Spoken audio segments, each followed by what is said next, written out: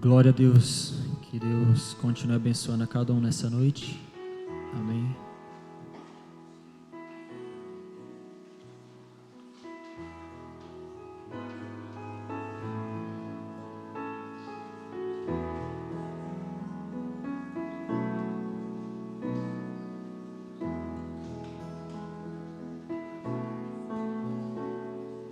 Lázaro ouve uma voz, mesmo morto na tumba. E Samuel ouviu também, ainda sendo menino. Lemos sobre Paulo e Moisés, suas vidas foram mudadas. Eles ouviram a voz de Deus de um lugar sobrenatural. Em um lugar sobrenatural, ouvindo a voz de Deus, vendo sua face, palavra celeste de luz tem brilhado sobre a noiva. Ó, que reflexo de glória e graça. Ó, que reflexo de glória e graça. Na escuridão da noite, Deus enviou uma luz para nos vivificar pelo Filho que ressuscitou. Nossa tristeza foi embora, olhamos para aquele dia com olhos que vêm de um lugar sobrenatural. Em um lugar sobrenatural, ouvindo a voz de Deus, vendo sua face, palavra celeste de luz tem brilhado sobre a noiva. Ó, que reflexo de glória e graça. Ó, que reflexo de glória e graça. Em um lugar sobrenatural, em um lugar sobrenatural, ouvindo a voz de Deus, vendo sua face, palavra celeste de luz tem brilhado sobre a noiva. Ó, que reflexo de glória e graça. Ó, que reflexo de glória e graça. Glória a Deus. Vamos inclinar nosso rosto e fazer uma oração. Bondoso Pai Celestial, pela Tua graça nos reunimos aqui, Senhor, para louvar o Teu nome, para bendizer o Teu nome, Pai, para dizer que o Senhor é grande em nosso meio, Pai. Ajude-nos, ó Pai, a sair de frente, Pai, e que o Senhor possa tomar posição, que o Senhor possa ser a preeminência neste lugar, Pai, e que todas as nossas fraquezas, que todas as nossas debilidades possam ser derramadas por terra, Pai, e que o Senhor possa nos ajudar, Pai, a nos fortalecer, Pai, a ajudar-nos a crescer mais, um pouco mais neste momento, Pai. Ajude-nos, ó Pai, inspire os hinos, Pai, e nos ajude a cada momento, Pai. Assim eu te peço em nome do Senhor Jesus Cristo. Amém. Glória a Deus. Glória a Deus.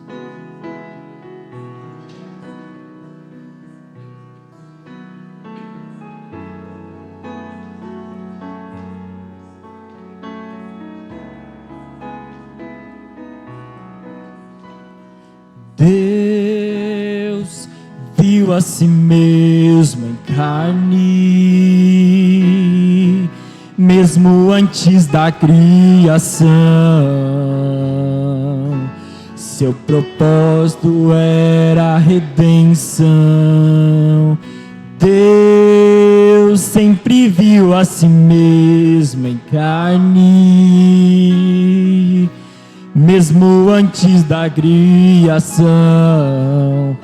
O Cordeiro morreu antes da fundação do mundo. Sendo Elohim, pensou em tudo. Melquisedeque criou os mundos, mas em Jesus expressou o seu amor por nós. Sendo Elohim, pensou em tudo. Melquisedeque criou os mundos, mas em Jesus expressou o seu amor por nós. Estamos numa jornada que começou na mente de Deus, terminará num corpo glorificado, Ele descendo para que eu possa subir. Estamos numa jornada que começou na mente de Deus, terminará num corpo glorificado, Ele descendo para que eu possa subir. A noiva era um mistério escondido em Deus, mesmo antes da criação, para ser expressado em outro corpo. A noiva era um mistério escondido em Deus, mesmo antes da criação, a ser expressado em outro corpo para a redenção. Agora a noiva palavra, ao tomar a palavra, revela a si mesma, vivificando as escrituras que falam sobre nós. Agora a noiva palavra, ao tomar a palavra, revela a si mesma, vivificando as escrituras que falam quem nós somos.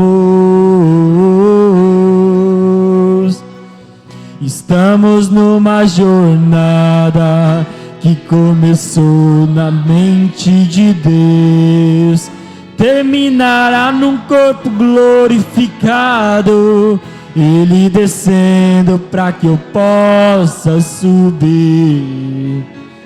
Estamos numa jornada que começou na mente de Deus, terminará num corpo glorificado, Ele descendo para que eu possa subir. Estamos subindo luz após luz, verdade em verdade, luz após luz. Estamos subindo luz após luz, verdade em verdade. Celebramos ao ver o nosso nome no livro, luz após luz, verdade em verdade. Estamos subindo luz após luz, verdade em verdade, luz após luz.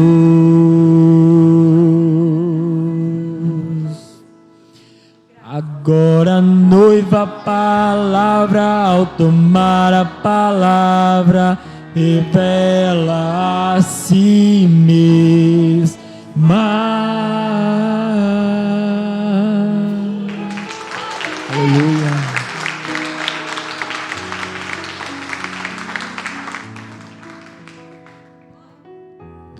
Deus. Deus continue abençoando a todos nessa noite, em nome do Senhor Jesus Cristo. Deus abençoe o irmão Ronaldo, que nos visita, colega do irmão Marcos. Seja bem-vindo para adorar o Senhor Jesus Cristo. Vamos passar para a parte de intercessão por esses pedidos aqui com o irmão Silas. Temos alguns aqui no caderno, nós vamos orar por essas pessoas nessa noite. A irmã Juliane pede oração em favor de uma moça chamada Flávia, por libertação de vícios, de drogas, e também por seu filho Henrique. Também oramos por Antônia Ave, a minha tia, por recuperação de cirurgia.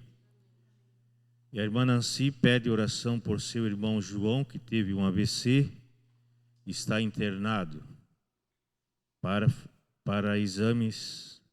Está internado para fazer exames. Que Deus possa ter misericórdia dessa pessoa, né? Estado crítico. E também ela inclui seu esposo por consulta que fará. A família do irmão José Almir agradece as orações feitas em favor de nosso filho Jonatas. Hoje ele está completamente com sua saúde restaurada. Deus abençoe a amada igreja, glória a Deus. Também o irmão Manuel Roberto, ele pede oração por sua mãe Maria, por restauração de saúde. Deus possa ajudar a mãe do irmão Beto. A irmã Sofia de Souza Oliveira, quero hoje dar um testemunho de cura para a honra e a glória do Senhor.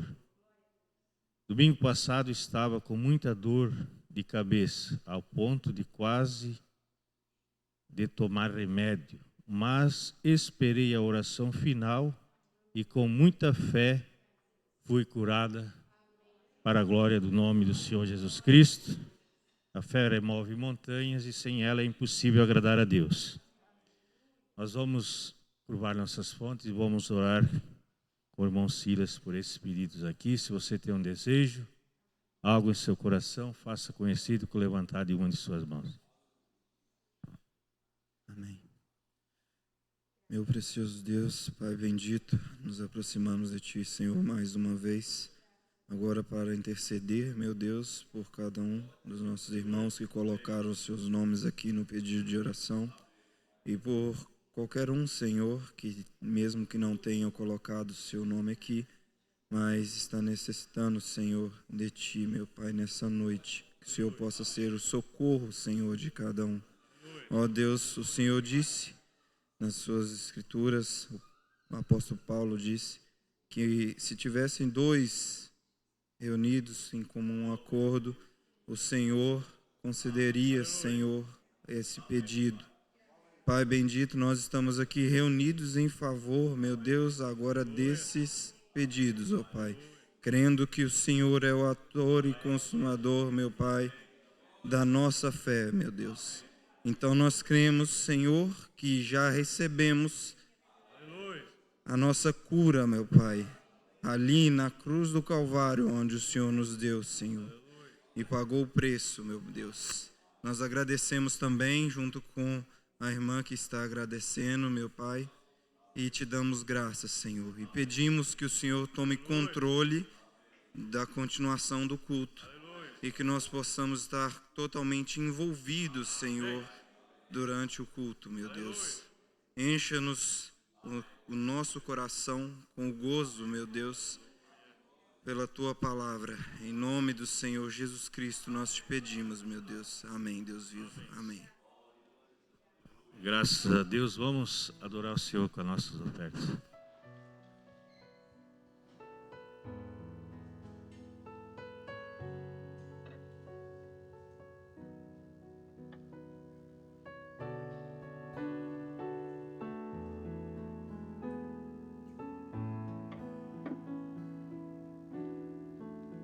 Eu posso estar enfermo, mas sigo crendo. Eu sei, vou ser curado em nome de Jesus. O inimigo tem roubar minha herança e as bênçãos que o Senhor me prometeu. As promessas do Senhor jamais irão falhar. Minha vitória hoje posso confessar. A pomba pousou em meu coração,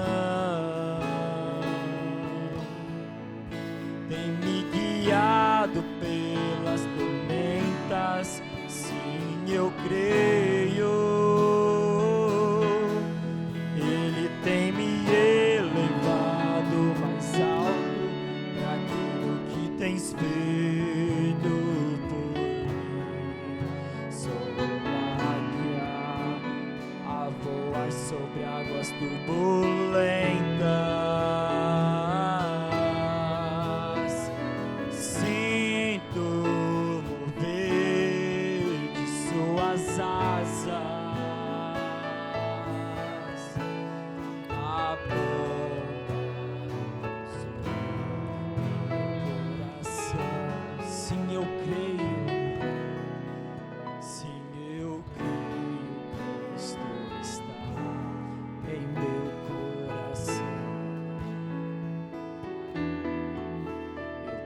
Estar aflito e dilacerado, ainda que tenham cicatrizes, não vou desistir. Ele prometeu me libertar de toda escravidão. Sua promessa jamais falhará. O que preciso, Ele tem provido. Sempre que clamo por seu nome,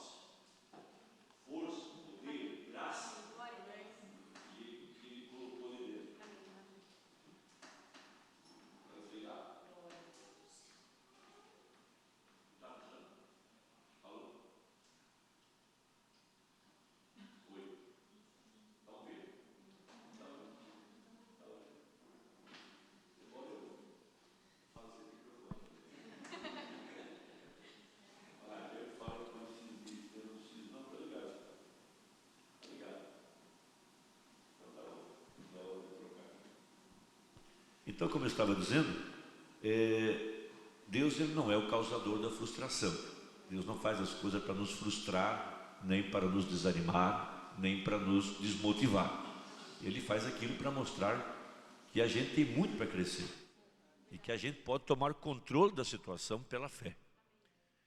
E toda vez que ele trabalha conosco, ele não está como um capataz com um chicote na mão. Ele está ali como um professor, treinando. E a maneira que ele faz isso é nos desafiando sempre a viver das promessas e confiar nele, né? Como aquele dia em que Pedro disse a Jesus: se és tu, manda que eu ande. Ele falou: vem. Quer dizer, Deus estava desafiando ele. Muito embora o vento estava forte, as ondas estavam rugindo, mas o Senhor Jesus estava desafiando ele a confiar na palavra.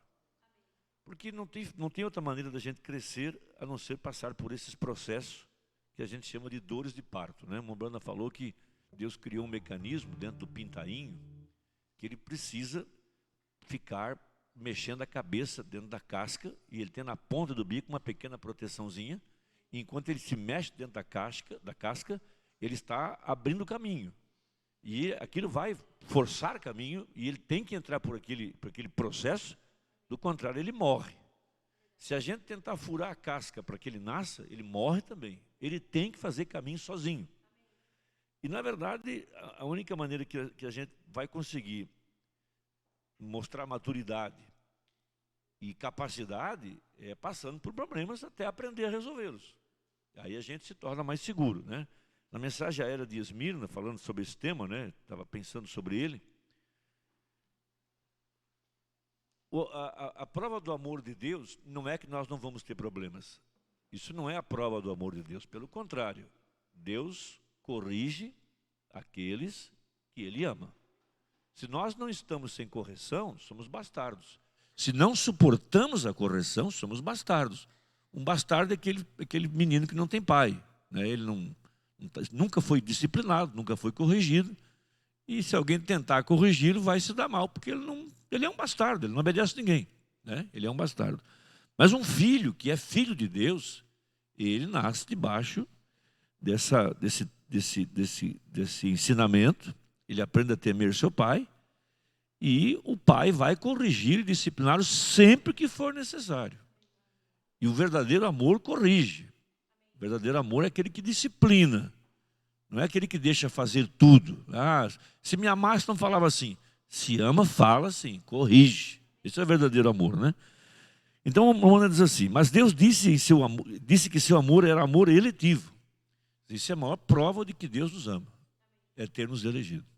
Eu tenho aprendido nas últimas meditações que temos feito aqui na igreja, que a maior honra que um ser humano pode ter na vida é ter vindo ao mundo eleito por Deus.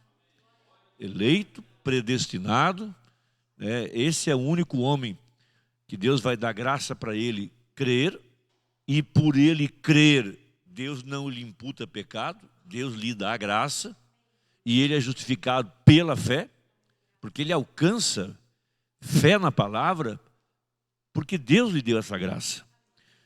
Então a prova do seu amor é a eleição. Pronto. Deus escolheu, é a prova do seu amor. Deus nos elegeu, nos deu graça, nos deu entendimento, nos mostrou quem é Jesus Cristo. Isso prova seu amor por nós. Amor de Deus não significa ter o bolso cheio de dinheiro, ter uma vida estável, ter uma casa boa, e essas coisas que a gente pensa que é o amor de Deus. O amor de Deus é a eleição. Se nós tomarmos a vida de Lázaro, Lázaro somente recebeu os males na vida. Não se tem notícia que ele tinha família, não se tem notícia que ele era casado, não se tem notícia que ele tinha filhos. Ele só teve males. Abraão disse para o jovem rico: lembra-te que em vida tu só tivesse coisa boa. Lázaro só teve coisa ruim. Se Lázaro fosse medir o amor de Deus por ter uma família, por ter saúde, ele era leproso, nem saúde ele tinha. Ele tinha que mendigar o pão. Ele tinha todo o desprezo, né? Enfim, a história dramática na Bíblia é a dramática de Lázaro. Mas quando ele morreu, ele foi ao paraíso. Prova que o amor de Deus não é ter uma vida boa aqui embaixo. Muito embora a gente tenha promessas, né? Mas isso não prova nada. Prova é a eleição. O jovem rico tinha o contrário. Nasceu num berço de ouro, foi para a faculdade, se tornou um grande agrônomo, descobriu como plantar, e no primeiro plantio ele superou em muito a técnica do seu pai. Foi tanta colheita que ele teve que desfazer os celeiros que o pai dele tinha deixado, fazer novos celeiros maiores e mais amplos, e foi tanta renda, ele pegou um preço bom de soja, um preço bom de trigo, era uma época boa, havia escassez no mercado internacional, e ele exportou a sua colheita, ele ganhou tanto dinheiro que ele podia ficar o resto da vida sem trabalhar. Se isso é bênção de Deus. Mas depois de ter tudo isso, ele sentiu que havia um vazio enorme na alma dele. Depois de ter todas as boas roupas, de ter todos os carros que ele podia comprar, de comer as melhores comidas que ele podia comer, de dormir nas melhores camas que ele poderia comprar, king size, com controle remoto, com massagem, com imã, com tudo, beber água da rocha, o que fosse. Depois de tudo isso, ele sentiu um vazio por dentro. Ele percebeu que nem a religião que ele tinha e nem as riquezas que ele tinha preenchiam aquele vazio. E ele foi até Jesus, porque ninguém faz aquela pergunta que ele fez sem sentir que a morte está chegando. A pessoa, quando nota que a morte está chegando, ela corre para a igreja. Ela percebe que algo está chamando ela e ela não quer morrer sem ter sua vida garantida. Ela corre para a igreja. E ele foi no culto. E ele então conseguiu uma entrevista. E ele então tinha uma pergunta para fazer. Depois da pregação, chegou até onde estava Jesus. E ele foi lhe dada a permissão. Né? Ele, não se fez com ele o que foi feito com os gregos. Os gregos, Jesus nem atendeu. Mas ele, Jesus lhe deu uma audiência. Pois não? Entre. Sente-se, por favor. Qual o seu problema? Pois não, senhor. Eu vou lhe contar a minha história. Eu sou um menino criado na igreja. Eu conheço todos os mandamentos da Bíblia, eu guardo. Todos. Desde a minha infância. E eu me tornei um empresário recentemente. Era uma época de desenvolvimento da lavoura. Eu aprendi as técnicas mais modernas que eu podia aprender. Comprei máquinas, tudo automática que media o solo, o pH, o cálcio, tudo. E eu consegui fazer uma plantação enorme. E fui bem sucedido. Tive sorte de que a China estava em crise, o mercado da Europa estava em crise, e eu tinha muito grão e vendi com preço elevado. Mais ou menos assim seria hoje a história de hoje, né? Na Bolsa de Valores, a China está quebrada, a Rússia por causa do inverno, e ele plantou e vendeu muito. Jesus, ouvindo tudo aquilo, ele não sabia que Jesus era a palavra feita carne. Sendo ele o verbo, ele conhecia o futuro daquele rapaz, porque Jesus lhe discerniu o pensamento, e ele não sabia que Jesus sabia que ele era muito rico, e que Lázaro, na porta da casa dele, dividia com os cães um pedaço de pão que caía de vez em quando do terraço. A Bona fala que havia terraços, eles colocavam as suas mesas em cima do terraço, porque era muito quente. Lá eles comiam, bebiam e jogavam lá fora o lixo. Lá embaixo tinha cachorros, e onde vinham os pobres, e lá estava Lázaro também. Ele não sabia que Jesus sabia dessa história. Aí Jesus Cristo, é aí onde entra a predestinação e a eleição. Né? Ele não poderia alcançar a fé para o rapto, mas ele podia ser salvo pelas obras. Jesus não pregou para ele o evangelho. Jesus lhe deu a fórmula de como é que ele poderia ganhar um lugar no céu. Vendendo seus bens e dando para os pobres. Ele não sabia que estaria morto no dia seguinte. Ele não sabia. Ele não conhecia o dia, não conhecia a hora e não conhecia a mensagem. Ele só sentiu que ia morrer. Porque Deus não chama o homem a julgamento sem antes adverti-lo. E veio aquela pressão. Eu estou me passando mal, não estou me sentindo bem. Há um vazio no meu coração. Eu tenho tudo que eu quero. Eu cresci na igreja, mas ainda me falta algo. E ele fez a pergunta ao Senhor. que farei para herdar a vida eterna? A Bíblia fala que Jesus olhou para ele e foi além dos seus olhos e entrou para dentro dele e disse: te falta uma coisa só, está bem perto. Você veio na pessoa certa, eu tenho a fórmula, e vou te dar um desafio. Primeiro desafio, vende o que tens e dá para os pobres. Segundo desafio, segue-me. Mas como ele era líder dele mesmo, ele não aceitava ser liderado, ele queria fazer as coisas do jeito dele e ser salvo. A Bíblia fala que o semblante dele caiu e ele foi embora. Mas a Bíblia também fala que Jesus o amou. Pode ler lá. E Jesus o amou. E mesmo que Jesus o amou, ele foi para o inferno. Porque Deus botou na mão dele a decisão. Ele estava sendo visitado, aquele era o dia da visitação, mas ele não conseguiu tomar a decisão certa. E ele não sabia que no dia seguinte, no seu livro da vida, o seu dia estava contado, ele não ia passar daquela noite. E coincidentemente também Lázaro morreu no mesmo dia. Um tinha uma vida desgraçada e miserável, doente, leproso, pobre, e só tinha males. O outro só tinha bens. De acordo com o evangelho moderno, o jovem rico foi para o céu e Lázaro para o inferno. Mas de acordo com a Bíblia, Lázaro foi para o céu e o jovem rico para o inferno. Porque a vida do homem não consiste dos bens que ele possui. A vida do homem depende de ser eleito e chamado por Deus, predestinado desde antes da fundação do mundo. Então, a eleição é a maior prova de que Deus nos ama. Conhecer essa mensagem, amar essa mensagem, entender essa mensagem, ter a luz de compreender essa mensagem, esse chamado que Deus nos dá, e Deus ter vindo aqui no tempo do fim, na pessoa de Jesus Cristo. O Messias não é William Branham, o Messias é Cristo, aquele pilar de fogo, aquele lá é o Messias. Dentro desse, trouxe o ministério que se encaixou perfeitamente com o de Jesus Cristo.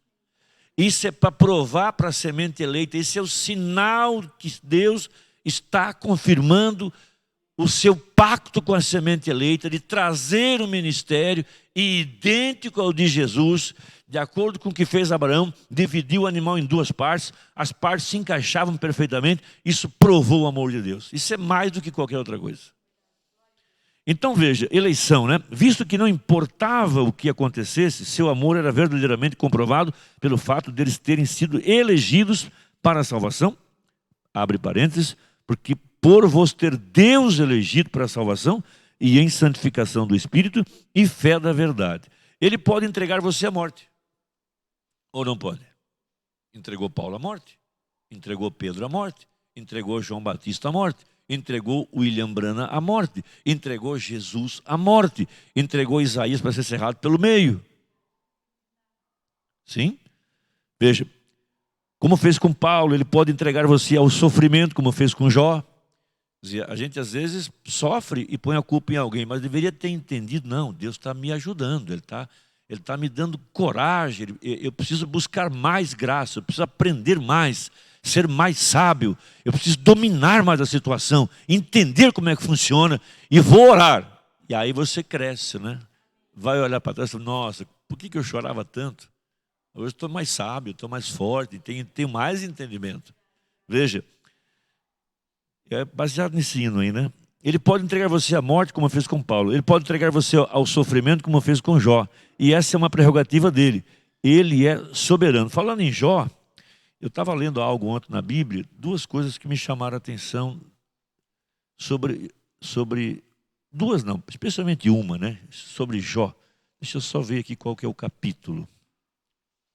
Muito interessante o que Jó escreveu sobre os desígnios de Deus. Juro, se quiser descer, pode descer vocês aí, tá? Não vai mais ter somente crer agora, vai ter depois. Depois a gente toca somente crer. Jó 42, 2. Se quiser abrir essa escritura comigo, isso é uma escritura que eu achei tremenda, muito grande, dentro do que a gente está pregando nesses dias sobre propósito de Deus.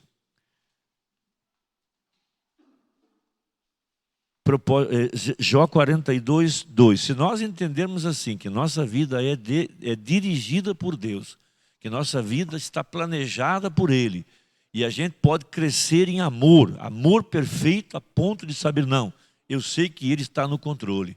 E ter fé perfeita, a gente não vai culpar ninguém. Jamais. Jamais culpar alguém pelo que está acontecendo. Eu vou entender que é Deus me dirigindo, eu vou entender que é Deus cuidando da minha vida. Eu vou entender que eu tenho que aprender alguma coisa, que eu tenho que crescer de alguma maneira. Veja, Jó 42, 2, né? Bem sei que tudo podes, e nenhum dos teus pensamentos pode ser impedido. Então, se o propósito... Pensamentos não, pensamentos. Então, se o propósito de Deus pode ser impedido, então Deus falha. Então, nós não somos predestinados, então não existe eleição. Mas se cremos que somos eleitos, e que Deus tem um propósito com tudo, nada vai impedir. Nada vai impedir. As barreiras pelo caminho são para Deus ter mais oportunidade de mostrar o seu grande amor, né? Então, voltando aqui ao nosso texto da mensagem, só para eu terminar essa minha leitura. Então, veja, eu ia ler outra coisa, mas esse hino me fez lembrar disso. Veja, ele pode entregar você ao sofrimento como fez com Jó, e esse é prerrogativa dele. Ele é soberano. Essa palavra soberano significa que ele faz o que quer com o que é dele e não deve satisfação para ninguém. Um rei é soberano, um rei faz o que ele quer e ninguém pode dizer nada. Ele pronto, Deus faz o que quer com o que é dele, pronto. Isso é maravilhoso entender uma coisa como essa. Veja, mas tudo é com um propósito. Se Deus fez algo é porque tem um propósito. Né? Se Deus, eu disse lá em casa, se Deus fez essa planta, para alguma coisa ela serve. Deus não ia criar algo para nada. Para algo ela serve. Ou é para medicina, ou é para comer, ou é para alguma coisa. Ou para algum creme de beleza, ou para limpeza de pele, ou para detergente. Para alguma coisa serve. Deus não ia criar nada sem um propósito. Nada, absolutamente nada. Quer ver que coisa linda? Miqueias 5:7. Estava meditando nisso esses dias, sobre isso aqui. Olha como Deus compara nós. Que coisa linda o que é um crente. Um crente, ele vem ao mundo para fazer o bem. E tem pessoas que você não nota ela no meio da igreja, mas ela está fazendo tanto bem para as pessoas, ela abençoa a sua família. Ele não é um sanguessuga que só pede, dá. Ele silenciosamente, ele abençoa pessoas. Ele ora, ele abraça, ele abençoa, e você nem sabe de nada. Ela é anônima, mas ela está cumprindo o seu propósito. Olha como é que Deus compara seus filhos. E estará o resto de Jacó no meio de muitos povos. Isso aqui fala do Israel natural, mas também fala do Israel espiritual. Por todos os lugares aonde a nação de Israel foi, para todas as partes do mundo, onde há um judeu, aquela comunidade é abençoada por alguma forma, porque a bênção está sobre ele, e daquela pessoa vai abençoar o lugar onde ele vive. Sabia disso? Sabia que a quebra das nações do mundo inteiro é porque os judeus estão voltando para a sua pátria? Porque não somos nós, os gentios, como um povo que temos bênção, é os judeus como um povo que tem as bênçãos. Por onde eles foram, abençoaram o mundo. E agora eles estão voltando para a sua pátria, estão levando com ele as bênçãos que eles têm. Porque, veja, Ló não tinha promessa. Quem tinha era Abraão. E Ló só era abençoado por conta de Abraão. Ló não tinha nada. O rebanho dele cresceu enquanto ele esteve com Abraão. Depois que ele se misturou com os incrédulos, só arrumou problema. Tornou-se o prefeito da cidade, ninguém queria ele por perto, perdeu sua esposa, suas filhas praticaram incesto com ele e assim foi. De que adiantou? Mas enquanto ele estava com o homem que tinha a promessa, ele era abençoado. Por isso nós vamos entender por que nós somos o sal da terra. Por que nós somos a luz do mundo? Se você notar e observar um pouquinho a sua história, depois que você deixou o meio onde você estava, aquela família apodreceu. Aquele ambiente apodreceu. Entrou em trevas, porque era você que mantinha aquilo vivo. Tira um eleito, apodrece tudo. Quando fala apodrecer, é queda moral, perversidade, coisas malignas. Enquanto você estava ali, você era a luz do mundo e impedia que as trevas crescessem. Tira lá para você ver. Você deve lembrar disso. Esse bairro aqui era o segundo bairro mais violento da cidade. Hoje é um dos mais pacatos. Por quê? Porque a luz veio para cá. A luz é a igreja. A luz está aqui agora. Nós somos a luz. Porque a igreja é o sal da terra. Silenciosamente, sem dizer nada. As pessoas querendo ou não, o sal mantém aquilo sem apodrecer, a luz não deixa as trevas vir. Veja, e estará o resto de Jacó no meio de muitos povos, como o orvalho do Senhor, como chuvisco sobre a terra, que não espera pelo homem, nem aguarda filhos de homens. Quer dizer, silenciosamente, quieto, está molhando a terra, está abençoando o pasto, abençoando as vidas, abençoando o pomar. Não está fazendo alarde, mas está abençoando. Imagina se não tivesse o orvalho, não tivesse a chuvinha fina, molhando, irrigando, abençoando. Assim é o crente no meio onde ele vive. As pessoas podem não prestar atenção, mas tendo ali um crente, Deus está abençoando, Deus está guardando, Deus está iluminando, Deus está protegendo, por causa da presença daquele Filho de Deus. Isso é maravilhoso, é grande, isso é grande, grande, grande. Né? Pode anotar lá, coisa linda, Miqueias 5:7. Veja, e ele é soberano, mas tudo é com propósito. Se ele não tivesse um propósito, então ele seria o autor da frustração e não da paz. Então, por isso disse Jó, eu sei que cada pensamento de Deus vai se cumprir, porque tudo tem um propósito. A gente pode não entender na hora, mas depois vai entender que tem um propósito. É como disse José para os seus irmãos, olha, vocês me venderam e graças a Deus que vocês me venderam. Se vocês não me tivessem vendido para o Egito, vocês já tinham morrido de fome.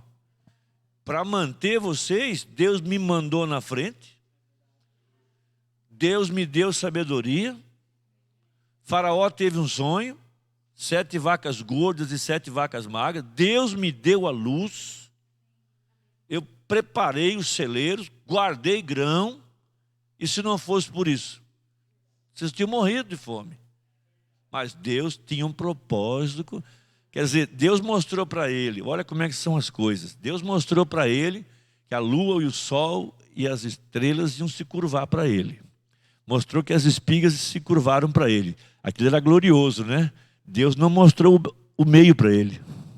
O sofrimento, a rejeição, a perseguição, o que ia custar para ele, a vergonha, a prisão, tudo aquilo. Mas lá no final, o propósito de Deus se provou verdadeiro.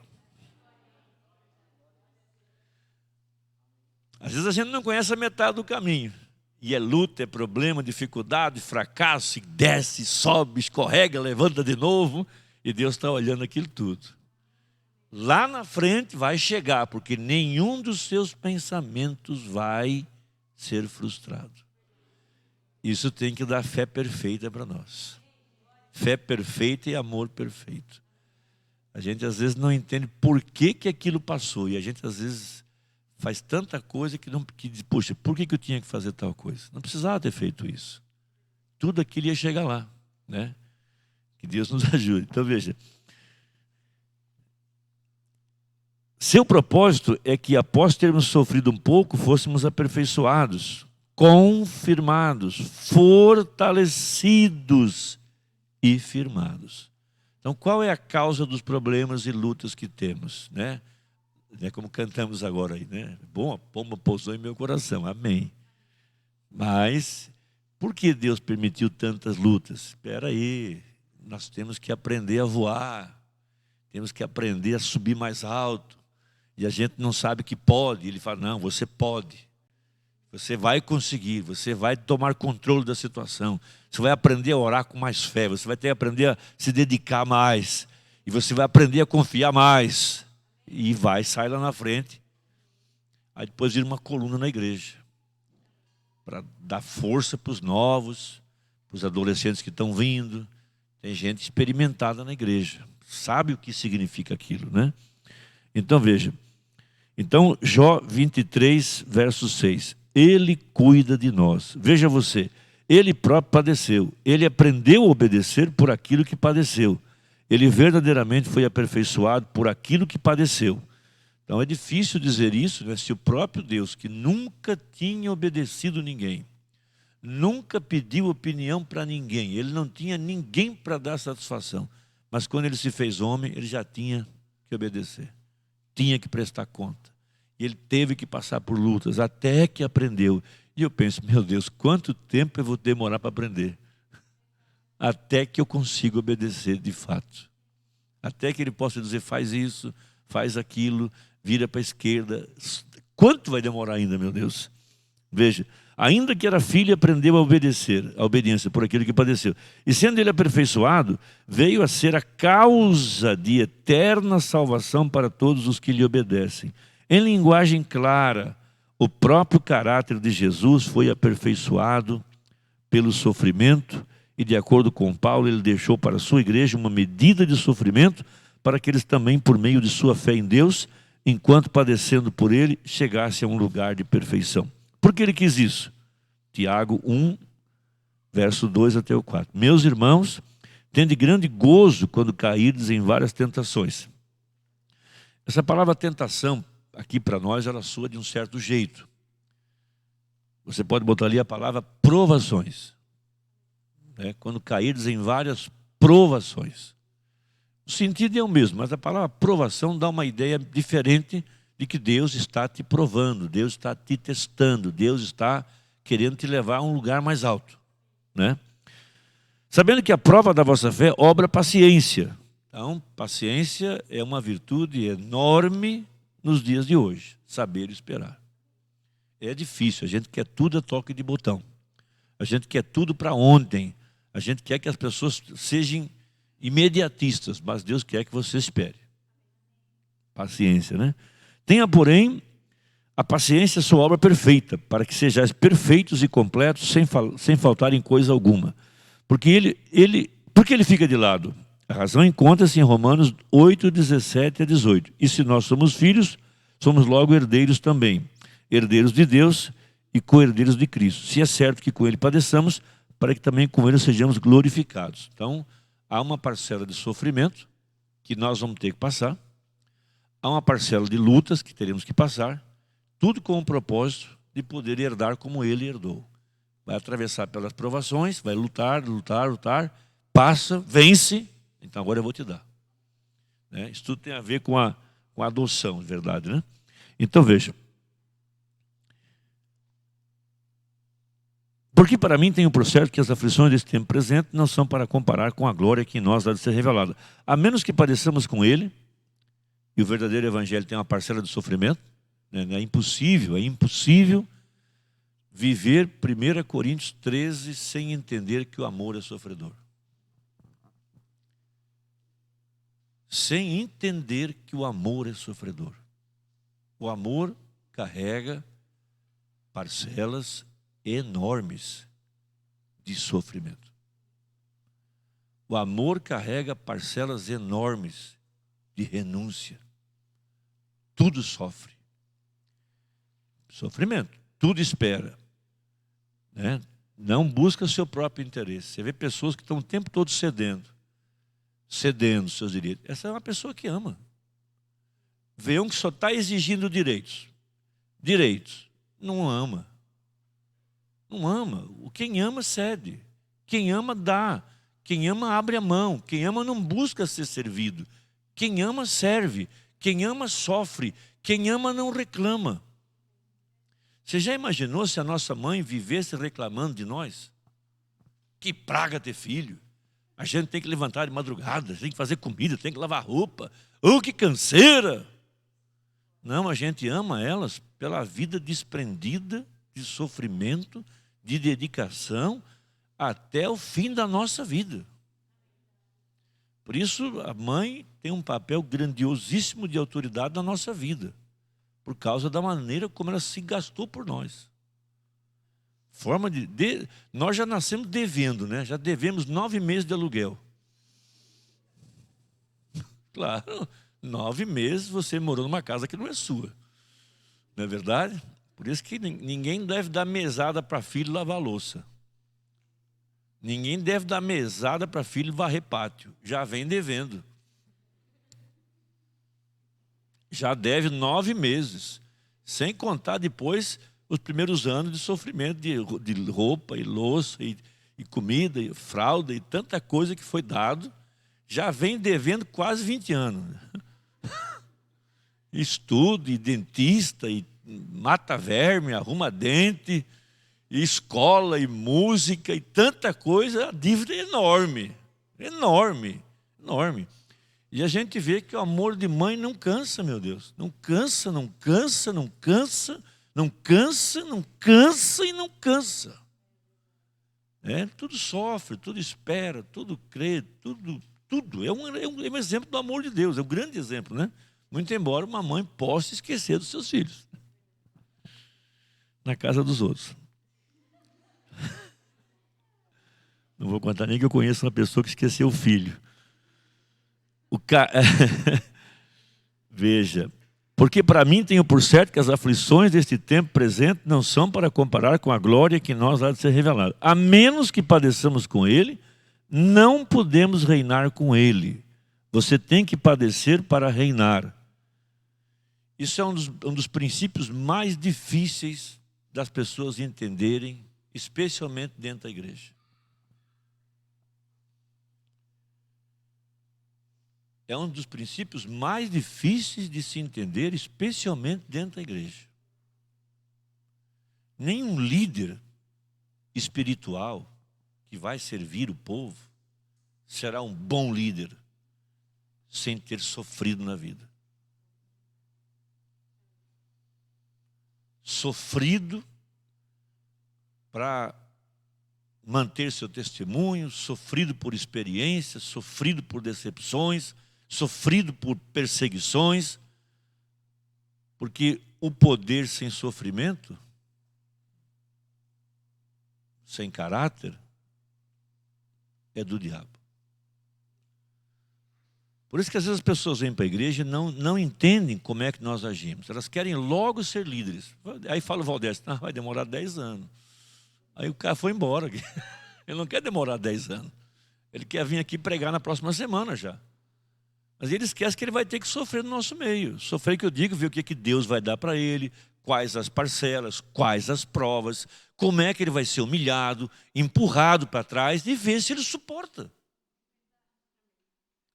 Porque chegar ao nível de liderança sem passar por provações, esse sujeito ninguém sabe o caráter dele. E o Mamblana fala que caráter só vem com sofrimento. Quanto sofrimento ele passou na vida? Quanta luta ele passou? Quanta perseguição ele passou? Quantas vezes falaram mal dele e ele levantou a cabeça e seguiu em frente? Essa é uma boa lição para a liderança no final do mês. Final do mês. Nós temos umas reuniões aí com os líderes todo mês. Inclusive, toda vez que a gente fazer algo para alguém, não deve esperar nada em troca. Porque líder que faz e busca reconhecimento, já teve sua recompensa. Mas o que faz e não espera a recompensa, terá do Senhor. Jesus passou a vida inteira servindo. Só levou lambada na cabeça. Só levou crítica, só levou rejeição, só levou perseguição.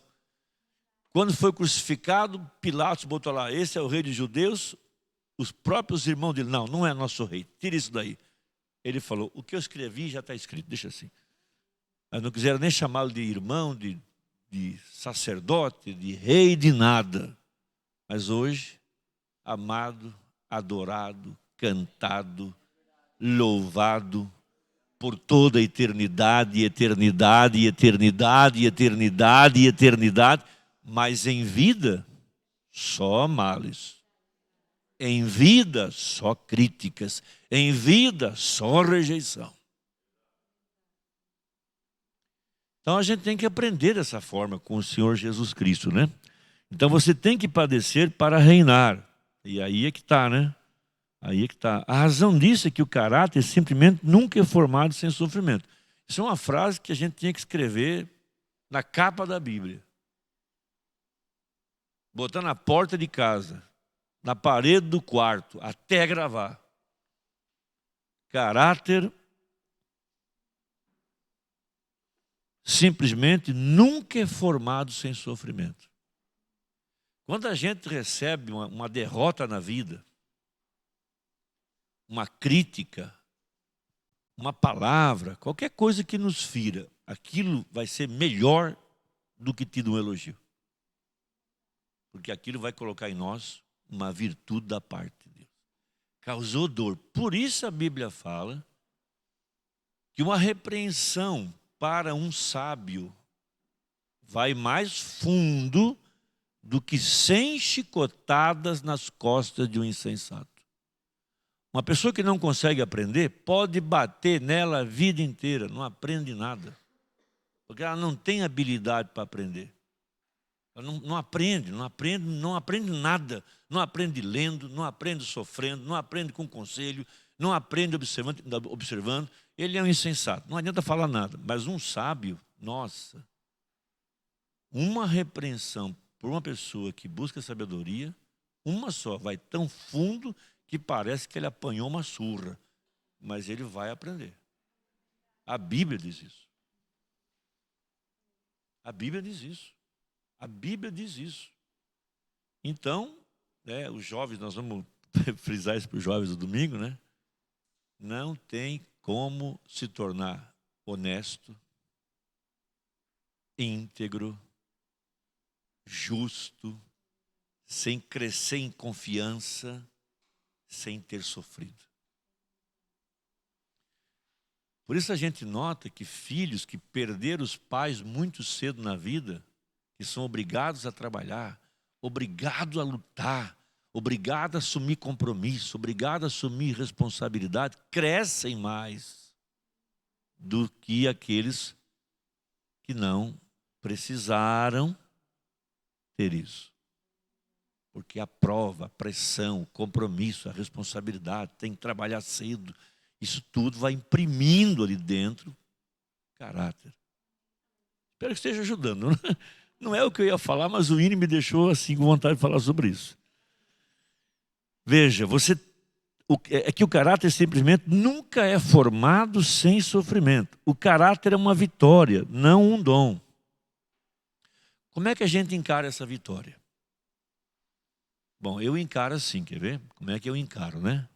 Então a gente passa por problemas na vida, né? Fracassa, erra, faz coisas que não devia. Mas a gente aprende com os erros, passa uma temporada sofrendo por dentro, dá a volta por cima daquilo tudo, e agora vou fazer de novo, mas vou fazer certo. Sai lá na frente vitorioso. Sofreu, errou, penou, perdeu, porque a gente só... Eu falei para a Beatriz essa semana, né? Lá no Canadá, eu estive lá em 2007. Se uma pessoa for pega fumando num shopping lá tem alguns que são subterrâneos, digamos, né? No banheiro, escondido atrás de uma coisa lá, ela tem uma multa de $6.000. Você acha que alguém vai fumar? Vai doer muito no bolso $6.000. Se cada vez que a gente cruzasse o semáforo vermelho fosse R$1.000, nós teríamos o povo mais bem educado do mundo. Dói, né? Quem é que quer perder R$1.000 por furar a sinaleira? Especialmente eu, né? Às vezes furo no laranja. Põe vem a multa e a foto lá, não tem como dizer mais nada, né? Você é 4 multas, agora você vai pagar lá, aí você aprende no próximo ano, você fica religioso. freia tudo que é sinaleira e não passa mais, porque doeu. A gente só aprende quando perde.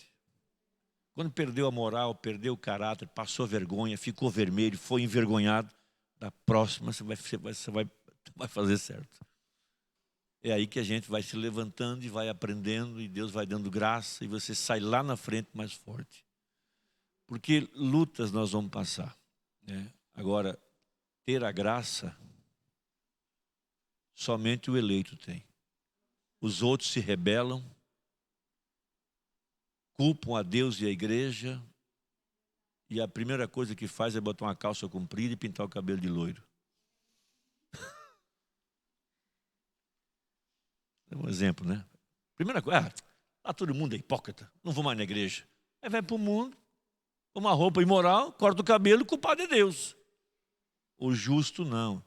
Ele vai sofrer, ele vai passar vergonha, ele vai orar. Deus vai dar graça, ele vai se humilhar, vai levantar a cabeça e vai fazer o certo. Ele vai falar menos, vai abrir menos a boca, vai abrir menos o coração, vai selecionar melhor as companhias, não vai fazer conta que ele não pode pagar, vai jogar fora o talão de cheque, não ficar devendo, vai jogar fora o cartão de crédito para não comprar prazo, não deu para comprar à vista, não compra.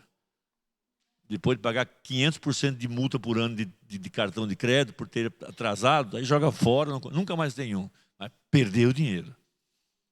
A gente só aprende desse jeito. Só aprende penando. Mas se a gente tiver a graça de dizer, não, Senhor, obrigado pelo ensinamento. Se não, a gente bota a culpa no vô, na avó, no tio, no gato, no prefeito, no presidente, e bota a culpa em todo mundo, menos na gente. Quando a questão não é perguntar quem foi, a pergunta é o que foi feito de errado. Obrigado, querida. Assim seja, né? Não é perguntar quem errou, é o que foi feito de errado. Como é que posso melhorar? Deus vai na graça. Então o caráter é uma vitória, não um dom. Um homem sem caráter não pode reinar, porque o poder sem o caráter é satânico. Por isso que o Brasil, o mundo está caído em pedaços. Por isso que a política é do diabo, porque são homens sem caráter no poder. Homens sem caráter no poder. Sim. E uma vez que ele quer compartilhar conosco até o seu trono, na mesma base que ele venceu e está sentado no trono de seu Pai, então nós temos que vencer para nos assentarmos com ele. E a pequena aflição temporária que sofremos agora não é para comparar com a tremenda glória que em nós há de ser revelada quando ele vier. Que tesouros estão armazenados para aqueles que estão dispostos a entrar em seu reino através de muita tribulação. Não estranheis a ardente prova que vem sobre vós para vos tentar. Isso é o que Pedro disse, e é estranho que Deus queira desenvolver em nós um caráter semelhante a Cristo, que vem através do sofrimento? Não, Senhor. E todos nós temos provas, todos nós somos provados e corrigidos como filhos. Não há um que não passe por isso. A igreja que não está padecendo e não está sendo provada, não é de Deus. Porque o Senhor corrige o que ama e açoita qualquer que recebe por filho. Mas se estáis sem disciplina, da qual todos são feitos participantes, somos então bastardos e não filhos. Amém. Vamos nos pôr de pé só um pouquinho, nós já vamos orar. Vamos agradecer a Deus e vamos nos dedicar à oração por um pouco de tempo. O Salmo 32 diz assim: bem-aventurado aquele cuja transgressão é perdoada e cujo pecado é coberto. Bem-aventurado o homem a quem o Senhor não imputa maldade e em cujo espírito não há engano. Enquanto eu me calei, envelheceram os meus ossos pelo meu bramido em todo dia, porque de dia e de noite a tua mão pesava sobre mim. Então veja, ele estava reconhecendo, né, a pressão que ele estava carregando. O meu humor se tornou em sequidão de estio. Perdeu o humor, perdeu a alegria. Aí ele admite que toda aquela pressão, E toda aquela perca de alegria, tudo aquilo que ele estava passando, era por um pecado que ele estava guardando. Aí ele fala: confessei-te o meu pecado e a minha maldade não encobri. Dizia eu: confessarei ao Senhor as minhas transgressões e tu perdoastes a maldade do meu pecado. Pelo que todo aquele que é santo orará a ti a tempo de poder achar, ou de te poder achar. Até o transbordar de muitas águas, essas a ele não chegarão. Tu és o lugar em que me escondo, e tu me preservas da angústia. Tu me cinges de alegres cantos de livramento. Instruir-te-ei e ensinar-te-ei o caminho que deves seguir. Guiar-te-ei com os meus olhos. Não sejais como o cavalo, nem como a mula que não tem entendimento, cuja boca precisa de cabresto e freio, para que se não atirem a ti. Então Deus nos põe caráter porque Ele quer nos guiar. Ele não nos trata como um animal. Ele quer trabalhar com o nosso caráter até que a gente ceda e obedeça. O ímpio tem muitas dores, mas aquele que confia no Senhor, a misericórdia o cercará. A diferença entre um ímpio e um santo é que o ímpio não tem graça, mas o santo tem graça. A misericórdia de Deus acompanha a nossa vida, né? Alegrai-vos no Senhor e regozijai-vos, vós os justos, e cantai alegremente, todos vós que sois retos de coração. Vamos nos dedicar à oração. Gostaria que os irmãos incluíssem em suas orações o trabalho lá em Criciúma, pastor Samuel. Também vamos orar para que Deus sustente as nossas necessidades para terminar a obra e pagar essas taxas que temos que pagar. Que Deus possa abençoar nossas mãos e colocar no nosso coração o que é a vontade dEle. Tá bom? Amém? Deus abençoe.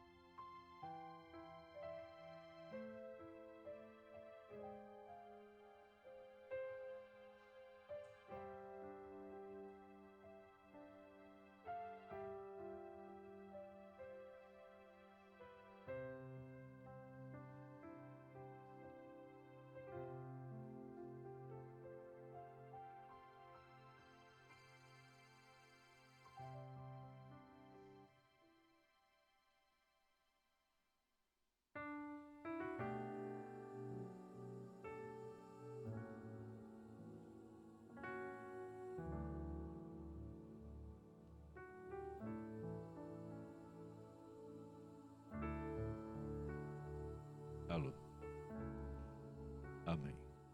Glória a Jesus Cristo. Graças a Deus.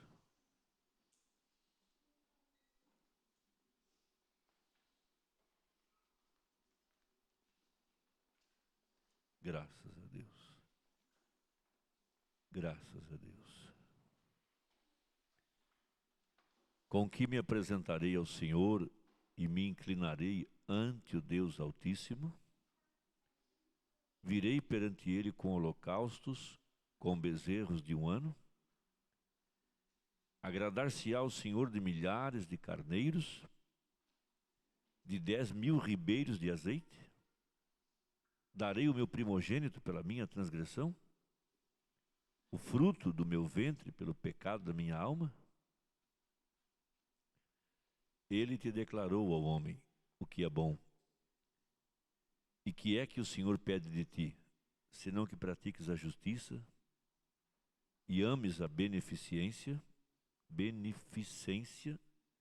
e andes humildemente com o teu Deus. Amém.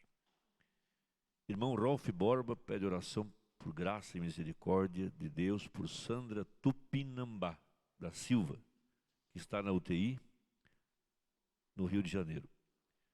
A irmã Vivian de Oliveira agradece a Deus pelo aniversário do seu filho Jackson. Que Deus o abençoe e lhe dê a conversão e revelação da palavra. E também pede que oremos por Rodrigo, Amanda e Alice por saúde e por libertação. Oração por Elizabeth por tratamento de um câncer. É a nossa Beth? Não, né? Não, né? Oração por Elizabeth por tratamento de um câncer. Ela crê nas orações da igreja. Vamos nos pôr de pé, amados, e vamos orar a Deus. Amável Jesus Cristo, como aprendemos com a Bíblia, que o que o Senhor pede de nós é que pratiquemos o que é justo, que amemos fazer o bem e andar humilde com o Senhor. Escreve isso nas tábuas do nosso coração para não esquecermos. Escreve isso ali dentro para vivermos dessa maneira, Pai. Procurar falar o que é certo, pensar o que é certo, fazer o que é certo. Pedimos a Tua graça para que o Senhor olhe com seu olhar de misericórdia, porque Tu és bondoso, no Teu coração só existe misericórdia e graça. Pela vida da Elizabeth, aprendemos com o profeta que um câncer é um demônio. E nós, como filhos de Abraão, a semente real, que temos as promessas de possuir as portas do inimigo, nós vamos contra essa força do diabo. Câncer é o nome que o médico deu, mas o profeta disse que são demônios. Então nós colocamos primeiramente o sangue de Jesus Cristo, porque o sangue do Senhor foi derramado para pagar o preço do pecado. O salário do pecado é a morte. Mas se o preço foi pago, a morte não tem mais poder. E o Senhor conquistou as portas do inimigo.